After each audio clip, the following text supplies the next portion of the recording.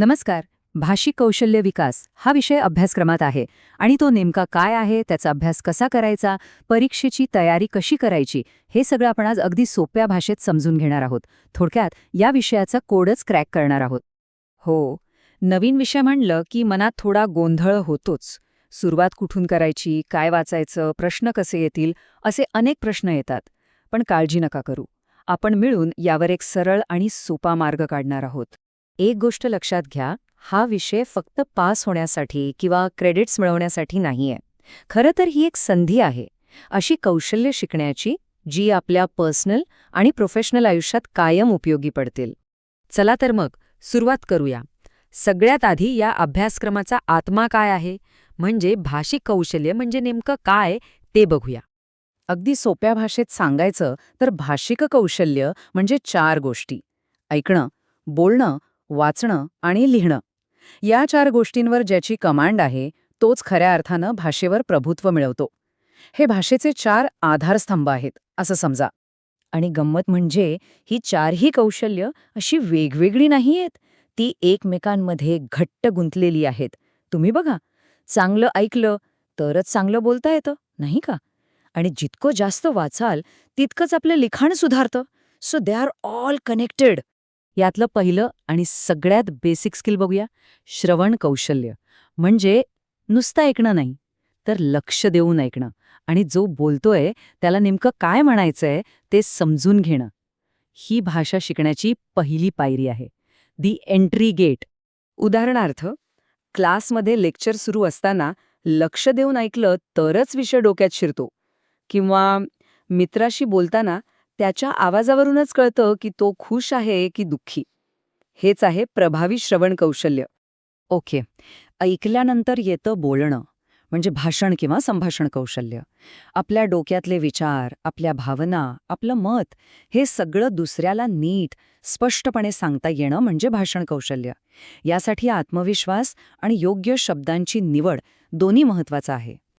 हे तर आपण रोजच करतो, क्लासमध्ये प्रश्नाचं उत्तर देण्यापासून ते मित्रांबरोबर गप्पा मारण्यापर्यंत. आणि हो, ज्याचं बोलणं प्रभावी असतं त्याची पर्सनॅलिटी पण एकदम दमदार वाटते.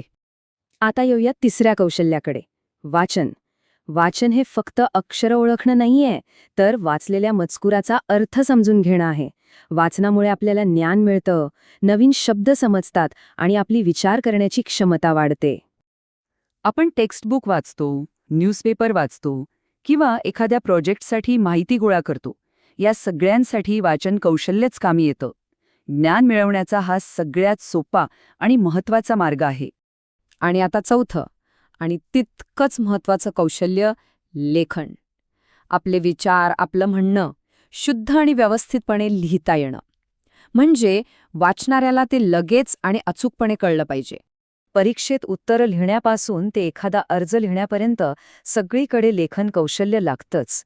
आणि एक लक्षात घ्या, आपल्या अंतर्गत मूल्यांकनामध्ये जी लेखी चाचणी आहे त्यासाठी तर हे कौशल्य खूपच महत्वाचं आहे. ठीक आहे, तर आता आपल्याला 4 कौशल्य कोणती आहेत हे कळलंय. आता सगळ्यात महत्वाचा मुद्दा, परीक्षा. मार्क्स कसे मिळणार, मूल्यांकन कसं होणार हे समजून घेऊया. म्हणजे अभ्यासाची दिशा ठरवायला सोपं जाईल. तर बघा, टोटल मार्क्सपैकी 40% गुण हे अंतर्गत मूल्यांकनासाठी आहेत, म्हणजे जे कॉलेजमध्ये वर्षभर होईल. आणि उरलेले 60% गुण हे फायनल सेमेस्टर परीक्षेसाठी आहेत. आता हे जे 40% गुण आहेत ना, ते खूप महत्वाचे आहेत. हे आपल्या हातातले गुण आहेत. वर्षभर थोडी मेहनत घेतली की हे सहज मिळू शकतात. चला बघूया हे नक्की कसे विभागले गेले आहेत. ओके, तर हे 40% म्हणजे एकूण 20 गुण. त्यातले 10 गुण हे एका कंपल्सरी लेखी चाचणीसाठी आहेत आणि बाकीचे 10 गुण हे दुसऱ्या 2 ॲक्टिव्हिटीजसाठी आहेत, ज्या शिक्षक ठरवतील. म्हणजे त्या लेखी परीक्षेवर आपल्याला जास्त फोकस करायचा आहे. आणि या इतर ॲक्टिव्हिटीज काय असू शकतात? तर बघा, सेमिनार असू शकतो, क्विज, असाइनमेंट, ग्रुप डिस्कशन, काहीही. म्हणजे काय? तर यातून आपलं बोलण्याचं, लिहिण्याचं, ऐकण्याचं सगळ्याच कौशल्यांचं परीक्षण होणार आहे. सो क्लासमध्ये ॲक्टिव्ह राहणं फार गरजेचं आहे. बरं, आता आपल्याला अभ्यासक्रम कळलाय, परीक्षेचं पॅटर्नही कळलंय. आता वेळ आहे एका ॲक्शन प्लॅनची, म्हणजे अभ्यास करायचा कसा याची एक पक्की स्ट्रॅटेजी बनवण्याची. हा एक सोप्पा 4 स्टेप प्लॅन आहे. पहिलं, रोजच्या रोज या 4ही कौशल्यांची प्रॅक्टिस करा. दुसरं, अभ्यासक्रमातील जे 3 घटक आहेत ते नीट समजून घ्या. तिसरं आणि सगळ्यात महत्त्वाचं, परीक्षेच्या दृष्टीने सराव करा. म्हणजे जी 10 गुणांची लेखी चाचणी आहे त्यासाठी निबंध किंवा पत्रलेखनाचा सराव करत राहा. आणि चौथं, संदर्भ साहित्य वापरा. फक्त क्लास नोट्सवर अवलंबून राहू नका. अभ्यासक्रमात काही पुस्तकं आणि वेबसाईट्स दिलेले आहेत, जसं की marathivishwakosh.org यांचा नक्की वापर करा. यामुळे विषयावरची पकड आणखी मजबूत होईल आणि उत्तरं लिहिताना खूप फायदा होईल. शेवटी एक गोष्ट लक्षात ठेवली पाहिजे. ही कौशल्य फक्त परीक्षेसाठी नाहीयेत.